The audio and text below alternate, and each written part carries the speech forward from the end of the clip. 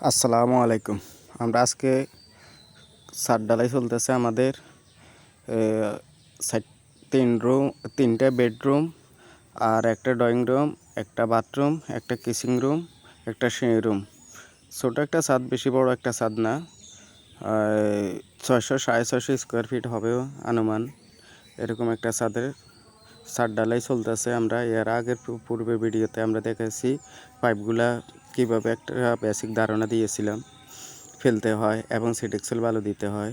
আমরা এর আগের ভিডিওতে বেসিক ধারণা দিয়েছিলাম। আমরা আজকে এই ভিডিওতে ছাদ ঢালাইয়ের জন্য গুরুত্বপূর্ণ যে ছাদ ঢালাই হয় সেই জন্য গুরুত্বপূর্ণ কিছু কথা বলবো।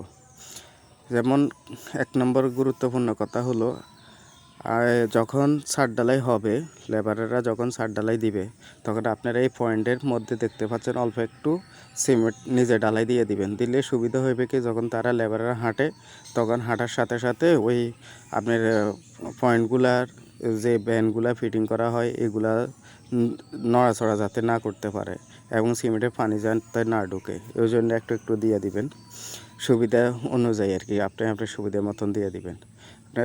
দেখতে পাচ্ছেন ছাদটা। তো আমাদের আজকে ছাদ ঢালাই চলতেছে অলরেডি। ভিডিওটি দেখতে থাকুন। যারা চ্যানেলটি সাবস্ক্রাইব করেন এখনই চ্যানেলটি সাবস্ক্রাইব করুন আর পাশে থাকা বেল বাটনটি অল প্রেস করে রাখুন, যাতে এরকম নিত্য নতুন ভিডিও পেতে সহযোগিতা হয় এবং আমারও উৎসাহিত হয়। আমি কাজ শিখতে চাই এবং শেখাতে চাই। তো দেখতে হবে যখন লেবারেরা ডালাগুলা ফালায় তখন খেয়াল করতে হবে, গুরুত্বপূর্ণভাবে খেয়াল রাখতে হবে। আপনাদেরকে সতর্কভাবে একবারই চালুভাবে খেয়াল রাখতে হবে যাতে পাইপটা ফেটে না যায়, ভেঙে না যায়। ফেটে গেলে, ভেঙে গেলে দেখা গেছে নিচ দিয়ে পয়েন্টগুলো আউট করতে অনেক কষ্ট হয়ে যাবে, পাইপগুলো বের করতে কষ্ট হয়ে যাবে। যদি ডালাইওয়ালা জোরে মালটা ফালায়, ডালাইয়ের উপরে ফালায়, আপনি বাধা দেবেন। এবং কি যারা কন্ট্রাক্টর তাদেরকেও বলছি আপনারা সতর্কভাবে খেয়াল করবেন। আমরা অনেক সাইডে কাজগুলো দেখতেছি, দেখি অলরেডি দেখা হয়েছে। পরবর্তীতে ছাদ কাইটা ভাইঙ্গা সুইরা কি যে অবস্থা কইরা, কত কষ্ট কইরা কাজ করে, ওই কষ্ট অনুযায়ী পরে যায় ফোঁসাইতে পারে না সামান্য একটু ভুলের কারণে। তো দেখতেছেন এই লোকটা ডালে ফালাইছে, কত সুন্দর করে ডালে ফালাইছে। আপনি দেখবেন আরেকটা লোক আছে, মনে হয় যেন ওই যে গ্রামের অঞ্চলের কাজ, তো এই জন্য বলতেছি মাটির ওড়া মারে, ঠিক এরকম করে হে। তো হেরে আমি অনেকবারই সতর্ক করছি, সতর্ক করার পরে যে এখন মোটামুটি ধীর স্থিরে ফালাই। এই যে এই লোকটা দেখতে পাচ্ছেন এখন ধীর স্থিরে ফালাইছে সুন্দর করে। মানে লেবারগুলোরা বলবেন যাতে যখন মালটা ফালায় তখন টাইনে মারলে কি হয়, তাহলে পাইপটার উপরে যে লোডটা কম আসে, প্রেশারটা কম আসে।